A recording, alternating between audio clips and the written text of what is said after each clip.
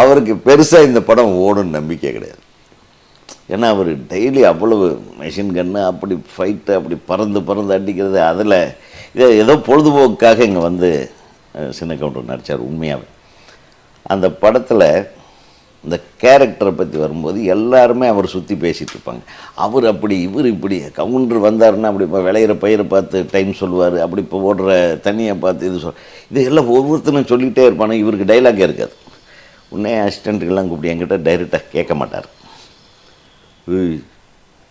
உதயம் டைலாக்கே வைக்க மாட்டானா, அவன் பேசுகிறான், நான் சும்மாவே நின்றுட்டு இப்படி பார்த்து என்னங்கடா நடக்குது, இந்த படம் ஓடுது அப்படின்னெல்லாம் சொல்லுவார். அப்புறம் ஒரு நாள் சொன்னேன், இந்த ஹீரோவே வந்து ஒரு ஒரு உன்னதமான ஹீரோ.